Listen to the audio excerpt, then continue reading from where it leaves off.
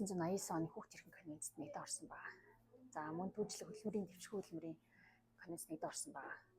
За нэгдсэн үндсэн байгууллагын маш олон зөвлөмжөөр тайлангаар манай Монгол улсын энэ хавар өвлийн морин уралдаж байгаа нэр хүүхдийн дэвшгүй хөдөлмөр юм а гэдэг тэр маш олон судалгаанууд гарсан байдаг.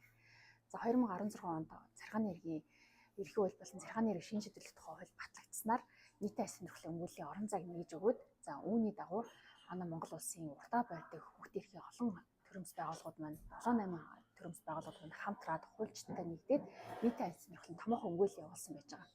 Энэ өмгөөллийн ажил бүтэн 2 жил үргэлжилснээ эцэст 2019 оны 1-р сарын 30-ны өдөр засгийн газрын 57 дугаар тогтоолыг баталж засгийн газрын өвөрөг хүлээгээд хавар өвлийн морины уралдаан бол өөрөө Монгол улсын соёл биш юм байна.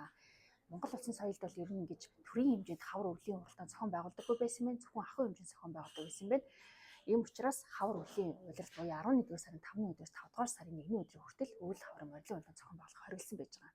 За энэ өөрөө царгааны эрхийн завзаалцсны шүүхийн тогтоолоор баталгааж аваад талууд буюу одоо хүүхдийн эрхийн маш олон байгууллагууд нь илрээд ингээд бид нар хамгийн эцсийн байдлаар царгааны эрхийн давзаалгасны шүүхийн тогтоол гарсан байгаа.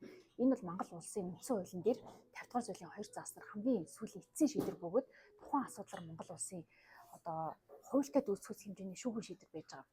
Гэтэл өнөөдөр манай Монгол улсын засгийн газар өчигдөрхөн өөрөө 57 дугаар зохицолд өөрчлөлтөөр болно, хүчинхүү болгуулна гэж 9 шийдээр хэлсээр хагаад эцсийн үндэ хамгийн гол нөхцлүүд болох 18 наснаас доош насны хүүхдүүдээр унуулахгүй байх, 5 сарын 1-ээс хойш унуулахгүй гэсэн зохицуултаа ингээд зөрчилчлөө. Энэ бол өөрөө үндсэн хуулийн том зөрчил юм аа.